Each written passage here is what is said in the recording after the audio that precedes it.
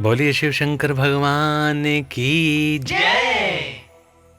प्रिय भक्तों, श्री शिव महापुराण के कोटि रुद्र संहिता की अगली कथा है वैद्यनाथेश्वर ज्योतिर्लिंग के प्राकट्य की कथा तथा महिमा। तो आइए भक्तों, आरंभ करते हैं इस कथा के साथ 27 और 28वां अध्याय। सूत जी कहते हैं, अब मैं वैद्यनाथेश्वर ज्योतिर्लिंग का पापहारी महात्म्य बताऊंगा। सुनो। राक्षस राज रावण, जो बड़ा अभिमानी और अपने अहंकार को प्रकट करने वाला था, उत्तम पर्वत कैलाश पर भक्ति भाव से भगवान शिव की आराधना कर रहा था। कुछ काल तक आराधना करने पर जब महादेव जी प्रसन्न नहीं हुए, तब वह शिव की प्रसन्नता के लिए दूसरा तप करने लगा। पुलस्त कुलनंदन श्रीमान रावण ने सिद्धि के स्थान भूत हिमालय पर्वत से दक्षिण वृक्षों से भरे हुए वन में पृथ्वी पर एक बहुत बड़ा गड्ढा खोदकर उसमें अग्नि की स्थापना की और उसके पास ही भगवान शिव को स्थापित करके हवन आरंभ किया। ग्रीष्म ऋतु में वह 5 अग्नियों के बीच में बैठता, वर्षा ऋतु में खुले मैदान में चबूतरे पर सोता और शीतकाल में जल के भीतर खड़ा रहता। इस तरह 3 प्रकार से उसकी तपस्या चलती रही। इस रीति से रावण ने बहुत तप किया, तो भी दुरात्माओं के लिए जिनको रिझाना कठिन है, वे परमात्मा महेश्वर उस पर प्रसन्न नहीं हुए। तब महामनस्वी दैत्यराज रावण ने अपना मस्तक काटकर शंकर जी का पूजन आरंभ किया।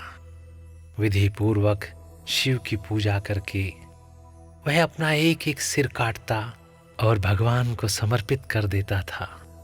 इस तरह उसने क्रमशः अपने 9 सिर काट डाले। जब एक ही सिर बाकी रह गया, तब भगवान वत्सल भगवान शंकर संतुष्ट एवं प्रसन्न हो गए, उसके सामने प्रकट हो गए। भगवान शिव ने उसके सभी मस्तकों को पूर्ववत निरोग करके उसे उसकी इच्छा के अनुसार अनुपम उत्तम बल प्रदान किया। भगवान शिव का कृपा प्रसाद पाकर राक्षस रावण ने नतमस्तक हो हाथ जोड़कर उनसे कहा, हे देवेश्वर, प्रसन्न होइए, मैं आपको लंका में ले चलता हूं।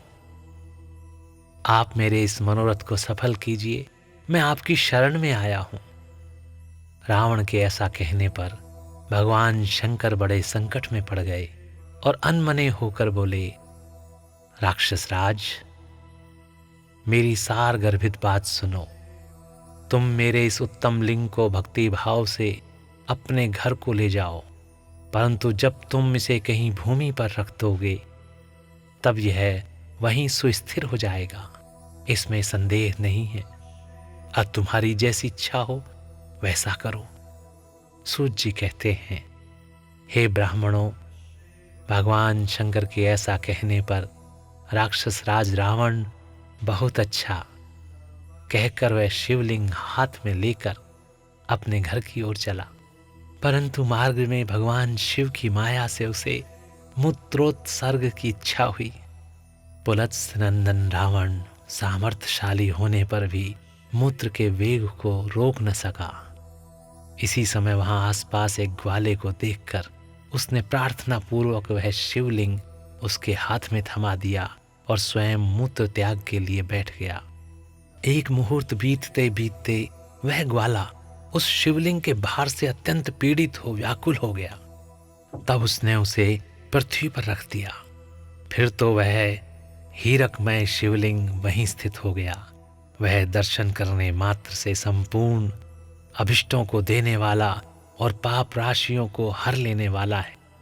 हे मुने, वही शिवलिंग तीनों लोकों में वैद्यनाथेश्वर के नाम से प्रसिद्ध हुआ, जो सत्पुरुषों को भोग और मोक्ष देने वाला है।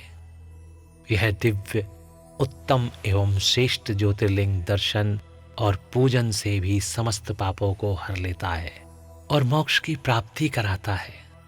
वह शिवलिंग जब संपूर्ण लोगों के हित के लिए वहीं स्थित हो गया, तब रावण भगवान शिव का परम उत्तम वर पाकर अपने घर को चला गया। वहां जाकर उस महान असुर ने बड़े हर्ष के साथ अपनी प्रिया मंदोदरी को सारी बातें कह सुनाई। इंद्र आदि संपूर्ण देवताओं और निर्मल मुनियों ने जब यह समाचार सुना, तब वे परस्पर सलाह करके वहां आए। उन सब का मन भगवान शिव में लगा हुआ था। उन सब देवताओं ने उस समय वहां बड़ी प्रसन्नता के साथ शिव का विशेष पूजन किया।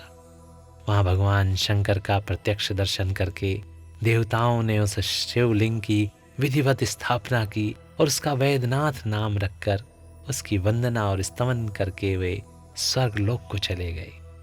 ऋषियों ने पूछा, हे सूत जी, जब वह शिवलिंग वहीं स्थित हो गया तथा रावण अपने घर को चला गया, तब वहां कौन सी घटना घटित हुई, यह आप बतलाइए।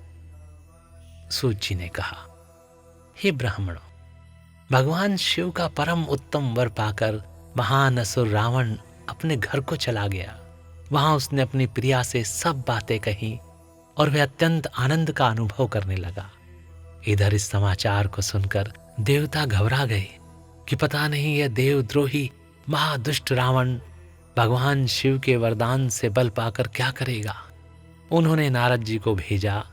नारद जी ने जाकर रावण से कहा, तुम कैलाश पर्वत को उठाओ, तब पता लगेगा कि शिव जी का दिया हुआ वरदान कहां तक सफल हुआ। रावण को यह बात जच गई। उसने जाकर कैलाश को उखाड़ लिया। इससे सारा कैलाश हिल उठा। तब गिरजा के कहने से महादेव जी ने रावण को घमंडी समझकर इस प्रकार शाप दिया।